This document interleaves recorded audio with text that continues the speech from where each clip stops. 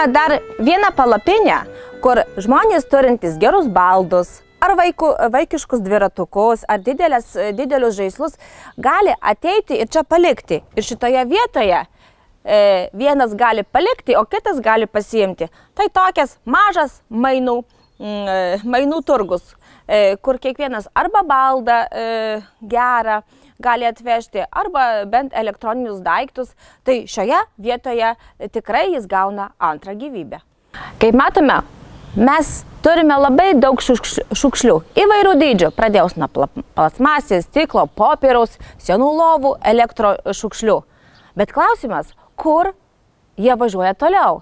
Tai aš noriu jūs dabar pasiimti į išvyką. Tai važiuojam.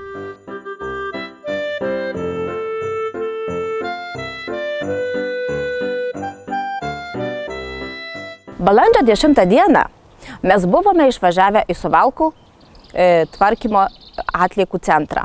Mes pasiėmė mūsų tarėjus ir seniūnus, kad jiems parodytume, kur mūsų surinktos šiukšlės važiuoja, kas su jomis veikiama ir kokiu būdu yra apsidarojimas.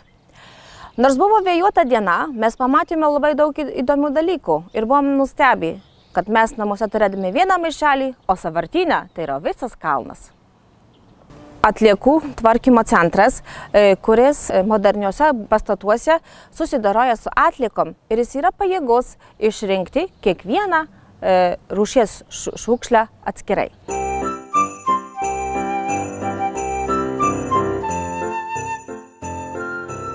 Suvalkuose veikia modernus atliekų tvarkymo centras. Tai čia, jame, mūsų visos šiukšlės yra apdorojamos, yra perrenkamos, rūšiuojamos. Didžiuliai įrengimai, o taip pat ir žmonės užsiima, kad kiekviena atskirai žaliava būtų atskirai surinkta, o be to ir dar kartą panaudojama toliau.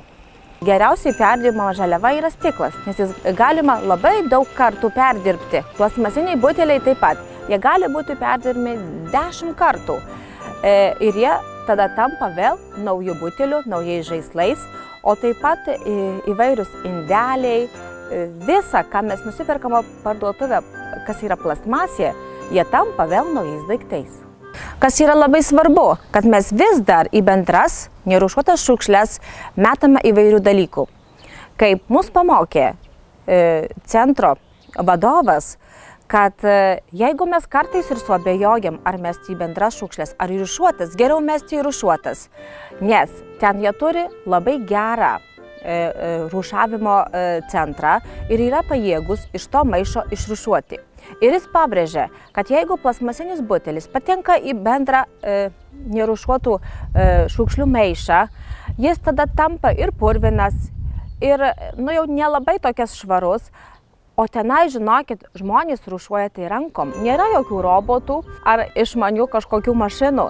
Ten dirba apie 60 žmonių, kurie kiekvieną šiukšlę jie susidaroja atskirai ir jas įmeta į tam atitinkamus konteinerius. Nerūšiuotos šiukšlės irgi taip pat yra rūšiuojamos ir iš jų išrenkama dar apie 10% plastmasės, metalo, stiklo. Kaip matome nuotraukose, čia yra didžiulis įrengimas, kuris apdoroja. Pirmiausia, tai visi mūsų plastmasiniai maišai yra plėšomi. Toliau važiuoja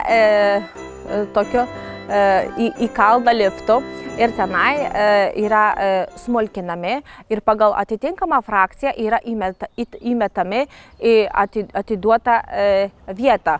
O galiausiai, kas jau mažiausia reikalinga, mažiausios detalės, tai yra naudojami kaip alternatyvas kuras ir jis yra panaudojamas šildymui Suvalkų miestui.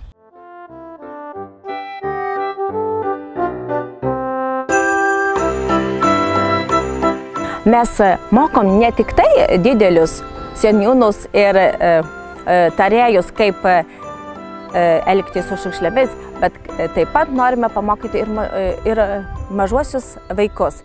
Tai mes 15 balandžio buvom išvykę nusivežę su darželio vaikais. Vaikai tikrai su šaunia ponia Monika išmoko, kaip rūšiuoti, ką daryti, pamatė didžiulę instaliaciją, kurioje yra susidorojimas įvairios šiukšlės, o taip pat irgi pamatė, kad rūšiavimas yra labai svarbus, o be to tai nuo mūsų pačių priklauso kiek šiukšlių, tiek į sąvartyną.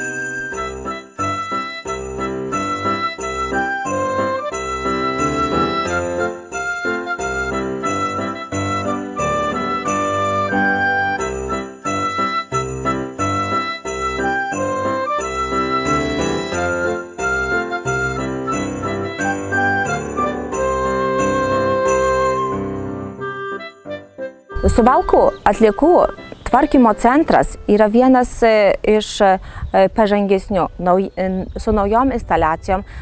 Ten, kaip matome, yra didžiulis segreguotų rūšių punktas, kur žmonės gali atvežti ir palikti atliekas. Kas pasirodo, taip pat kaip pas mus, į Suvalkų atliekų atvežimo centrą gali atvežti patys tik tai Suvalkų miesto gyventojai. O dėja, mūsų Punsko valsčiaus gyventojai į šitą vadinamą PŠOK, į atliekų rūšiavimo punktą, gali atvežti tik tie žmonės, kurie yra mūsų valsčiaus gyventojai ir apmoka šiukšlių mokestį.